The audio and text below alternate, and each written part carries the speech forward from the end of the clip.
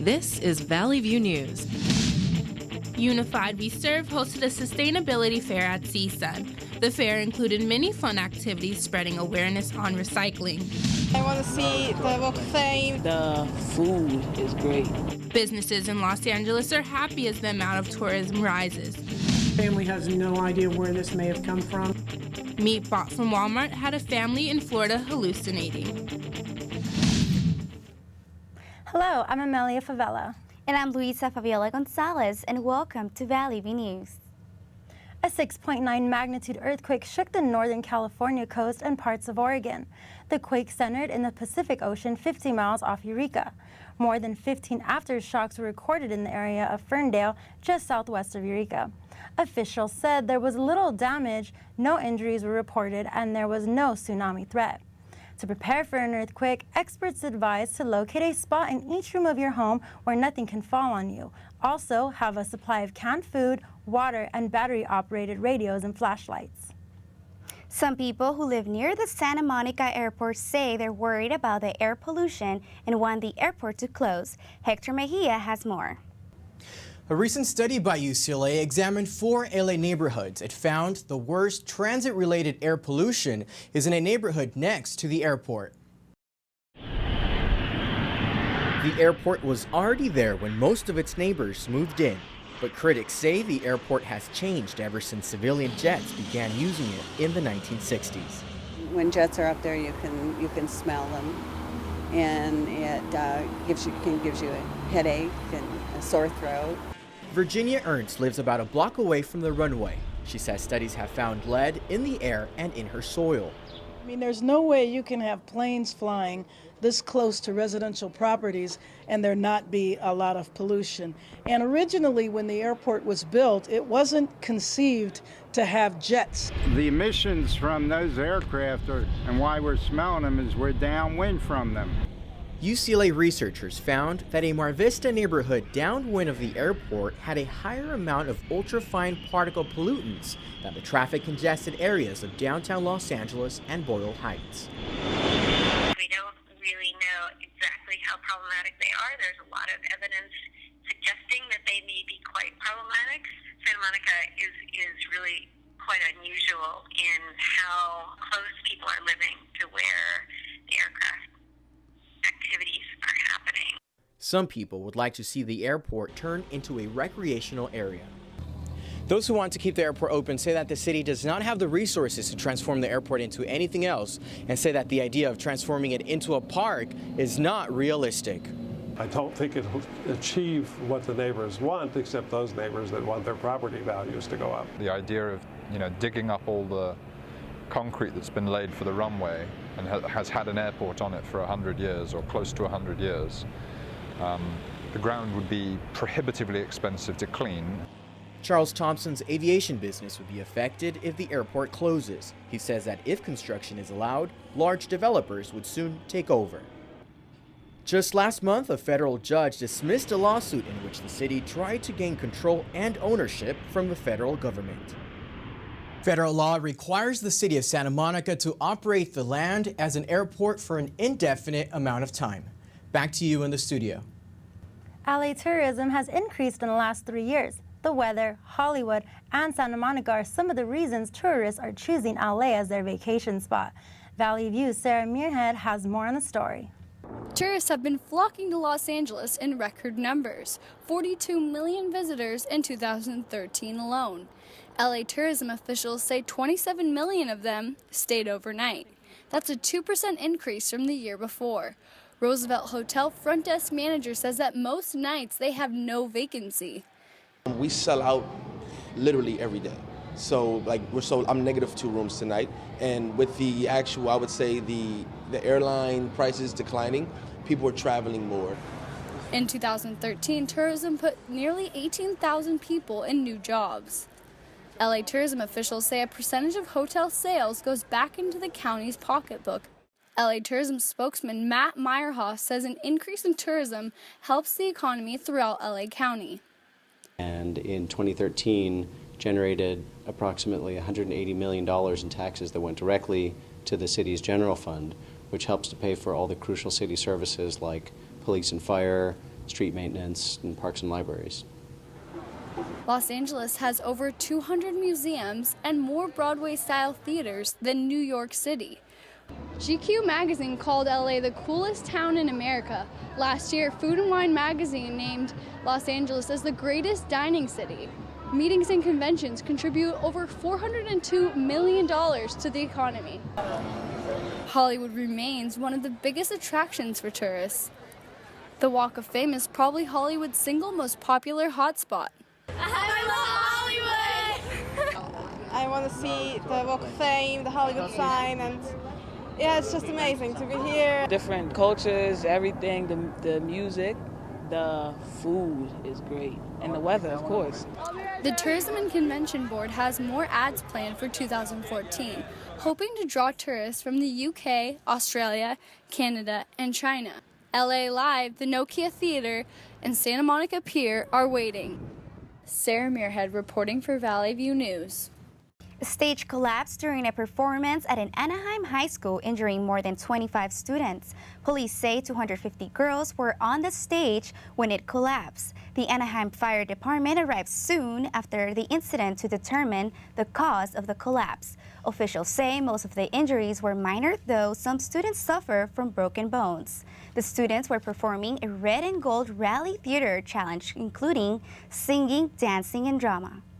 A Florida skydiver amazingly survived a jump after colliding with the plane. 87-year-old Sharon Tremblay was doing takeoff and landing maneuvers when parachutist John Frost became entangled on one of the plane's wings. They were less than 75 feet in the air and Frost was flung to the ground. The plane nosedived and crashed into the ground. People who witnessed this accident say it was shocking.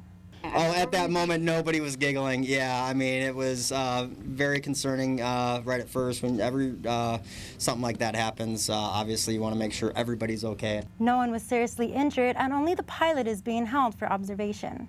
Student environmentalists held an eco-friendly affair to inform students about the benefits of preserving the earth. The volunteer program Unified We Serve has hosted an environmental awareness event at Cal State Northridge to educate students about the ecosystem. The event, titled Let's Talk Trash, consisted of games and activities that taught students alternatives to garbage, such as a picture frame booth where students created frames out of items that are typically thrown away. Unified We Serve's event assistant Penelope Lopez says it's important for students to know about the benefits of recycling. So we're using the trash in everyday uses to do recycle it and use like in crafts, make picture frames with trash, or we can use milk jugs and make them into pouches. Just a lot of different things that we use on a daily basis on how we can recycle them. CSUN students say they appreciate the program's efforts to inform the community about being eco-friendly. I feel like it was a good program to have at a college campus, because as young adults we're growing up and we need to learn about things that save our world and the community that we live in. I think it's educating the community and the campus, and I think it's a wonderful event to have. I think it's good just because, given the past, we have so much pollution, so it's always good to have students to take the initiative to be more environmentally conscious. The activities coordinator, Justin Wees, says they urge students to be aware of the garbage they create. So what we try to do is have a variety of different booths to teach students how they can take ordinary objects that normally would find their way in the trash and recycle them into something new. Students who joined in on the activities received complimentary pizza and refreshments. Unified We Serve will also be hosting Relay for Life at the end of the month to commemorate those who have won, lost, and are still fighting a battle with cancer. In Northridge, I'm Amelia Favela with Valley View News. A Florida family has been hospitalized after eating a steak that was contaminated with LSD. The Tampa Bay Police Department reports that the steak caused the family to suffer from hallucinations and other symptoms. Reports say that 31-year-old Jessica Rosado, her boyfriend, and 2 children were having dinner when the boyfriend felt ill. She rushed him to the hospital. Then she and her children began to feel the same symptoms. Police say no one in the family is suspected of tampering with the meat. Family has no idea where this may have come from, and there's no indication of any involvement on the part of the family. Rosado was pregnant and gave birth to a healthy baby. The meat was reportedly bought at Walmart. The store says it has taken the specific type of meat off the shelves and will cooperate with the investigation. Researchers have found that a simple blood test can detect if a person will develop Alzheimer's disease. Early detection is found through fats or lipids in the blood. Researchers drew blood on about 100 healthy seniors over the age of 70, and 5 years later, 28 of those seniors developed the disease. The 28 seniors had low levels of 10 particular lipids compared to healthy seniors. Researchers are also planning to try the test on 40 and 50-year-olds. A new study is saying that caffeine can enhance long-term memory in people. Valley View reporter Eddie Najarro has the story. Coffee lovers can now enjoy their daily cup of joe even more. Coffee drinkers may have an advantage, at least when it comes to memory. A cup of coffee can now do more than just wake you up in the mornings. Researchers at Johns Hopkins University have discovered that caffeine can help retain long-term memory. This is a good sign for CSUN students because many drink coffee and absolutely agree with the study. I love it. That's fantastic. That's probably why I drink it, because I always drink it while I study. It's really interesting. As a musician, I have to memorize a lot of things, so I guess it's good that I drink so much coffee. The study looked at two groups of people who were shown various images. One group took a caffeine pill of nearly 200 milligrams and the other a placebo. A day later, all the participants were shown the same images. Only the ones who took the caffeine pill were better at identifying the images. 200 milligrams is close to 2 cups of coffee. Caffeine could also be attained in energy drinks and chocolate bars. Now this may be good news for caffeine lovers, but like any substance, too much can be harmful.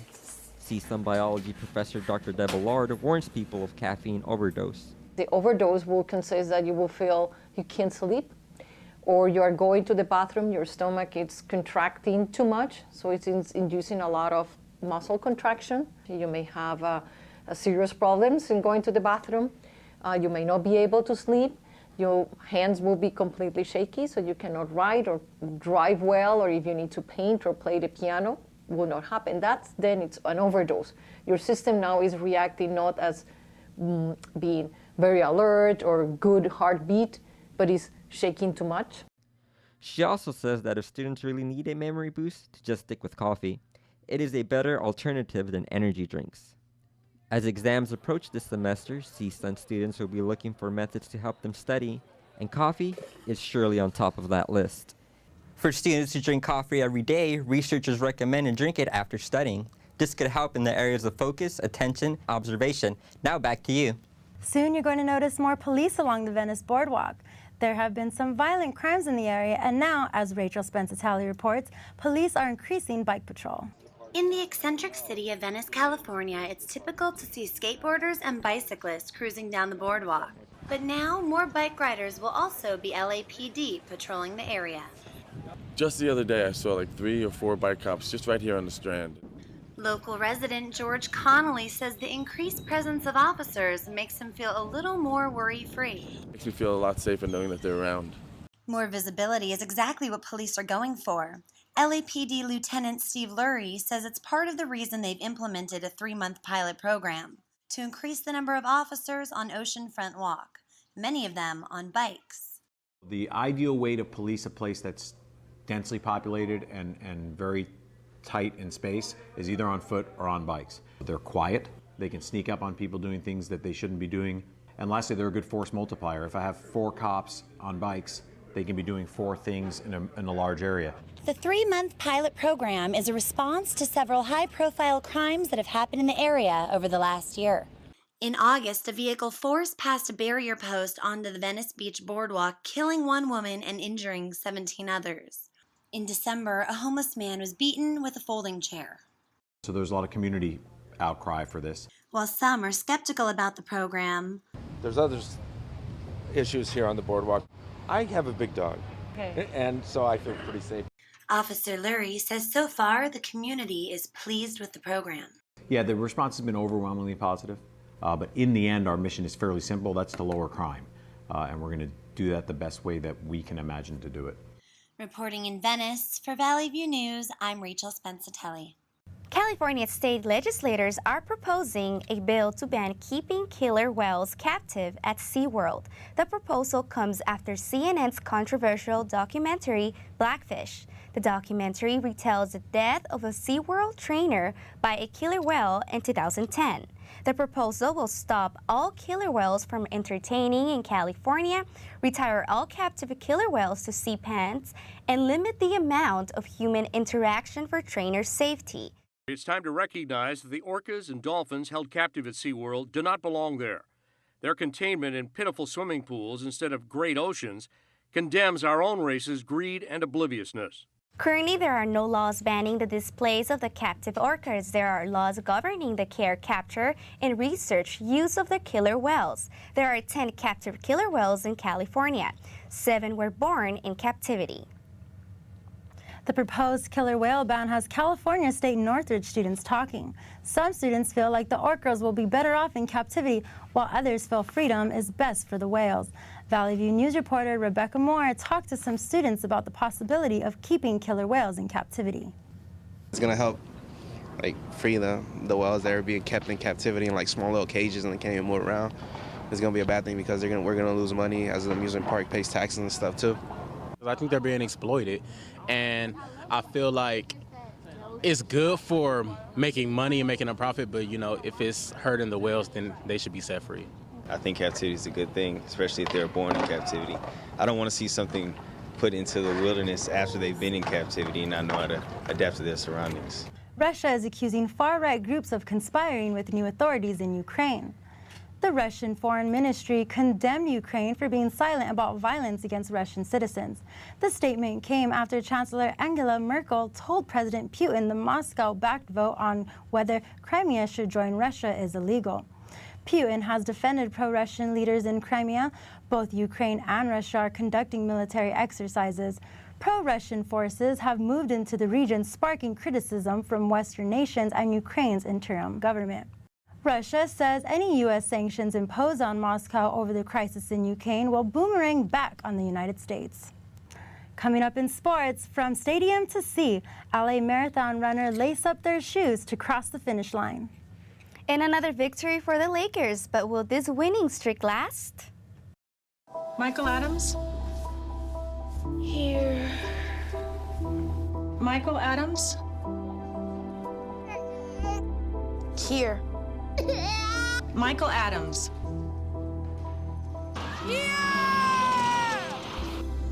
Michael Adams. Students who miss 18 days of school in any grade risk falling behind and not graduating. Absences add up. Keep track at boostattendance.org today.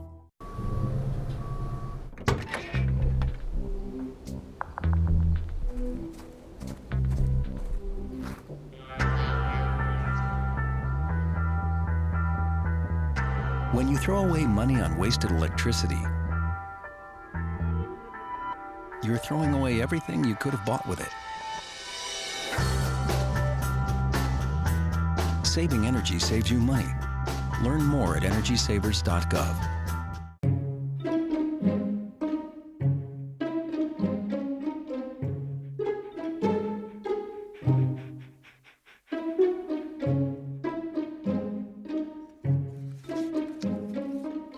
Oh, sweetheart. Gonna give you a hand? No thanks, Dad. I got it. Okay. I'm gonna go fix the lamp in your room. You don't have to be perfect to be a perfect parent. There are thousands of children in foster care who will take you just as you are. Today I'm with Professor Randy Piccarelli discussing the increasing gap between women and men's graduation rate. Thank you so much for having me. So my first question is, among the 23 Cal State campuses, why are women graduating at a rate 5 to 8% higher than men? I don't think that statistic is a particular anomaly to Cal State Northridge or to any of the campuses in the CSU. It's kind of a national average, actually, that about 60%, upwards of 60% of college graduates are female now. And if the question is why, I think there are two things we need to consider. One is what is happening economically to kind of the job market that's available, and the other has to do with long-term economic prospects and the investment that college takes. So this figure also shows that the gap is just increasing. Mm-hmm. What do you think about that, and what do we do about it? I think that something's going to have to shift. I think there are some really interesting things to look at. First of all, in terms of what we do about it, you know, my background is in gender, and I think that education has become very feminized, meaning that to some degree, men are taught by women for most of their lives until they get to college. So I think we need more male instructors and role models at lower levels of education in order to inspire men, or boys, if you will, toward the educational process in the long haul. I read something recently that I shared with my gender students, which is the biggest determinant of a man's academic success is also a male role model in the home.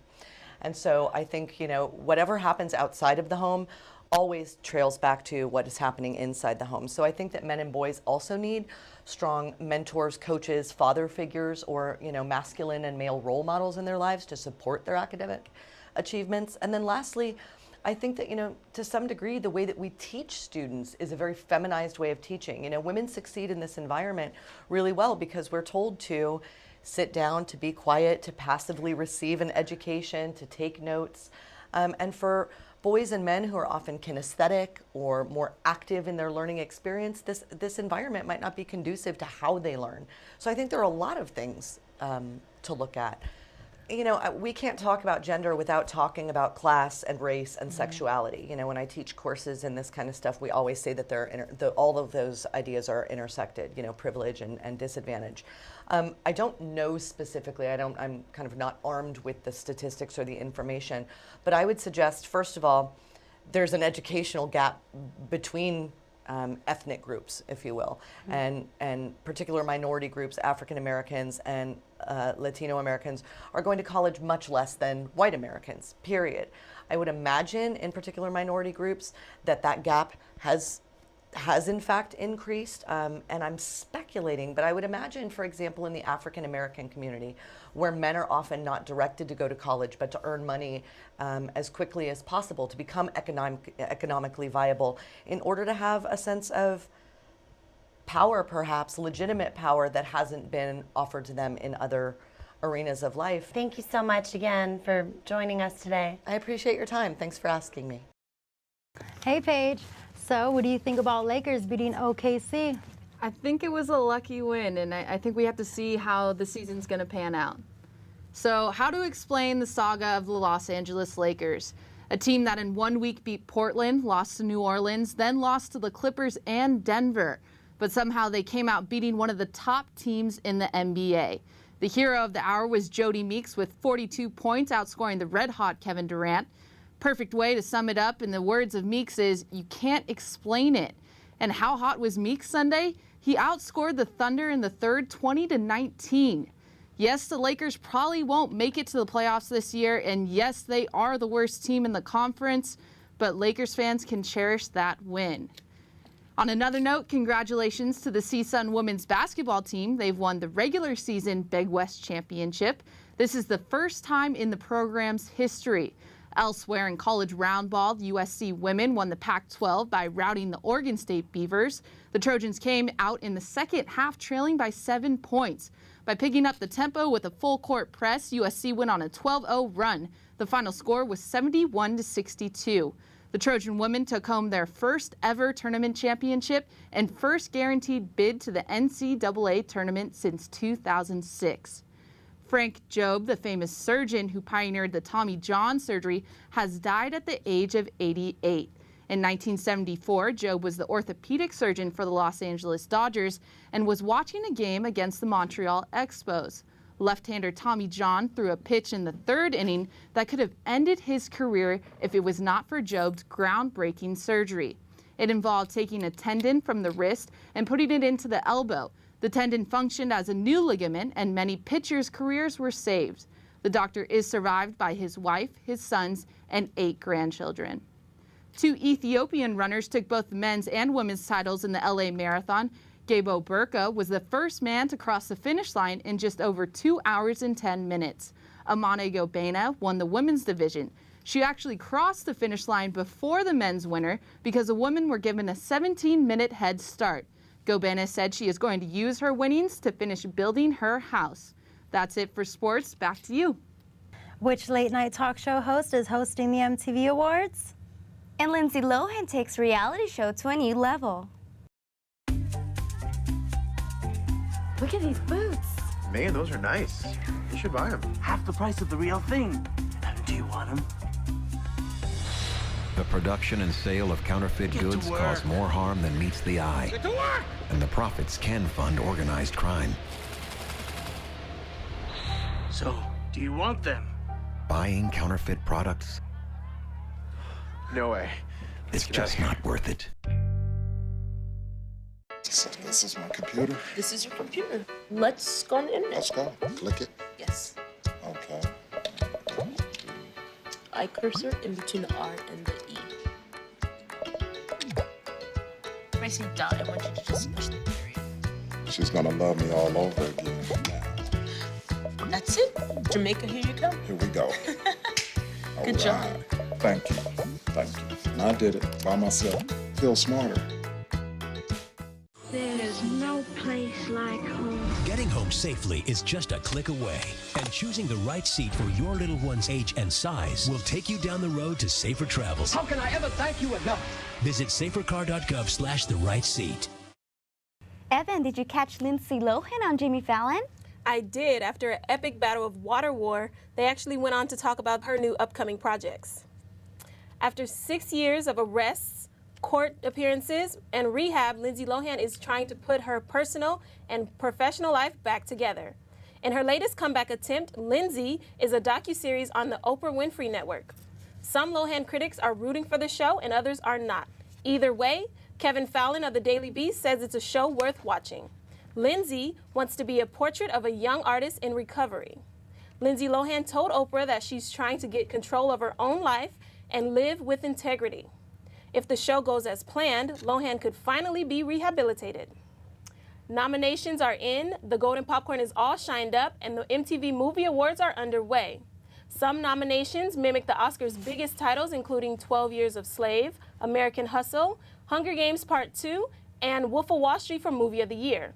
The fans' favorite award of the night, Best On-Screen Kiss. Some that are considered for a Golden Popcorn are Will Porter, Jennifer Aniston, and Emma Roberts for We Are the Millers, and Joseph Gordon-Levitt and Scarlett Johansson in Don John. Mark Wahlberg is said to receive the Regeneration Award. The president of MTV says Wahlberg is a modern-day Renaissance man. Conan O'Brien is moving up to prime time, but only for one night. Coco says he's honored to host the second prestigious award on April 13th. The popular TV show Cosmos is making a comeback after 30 years.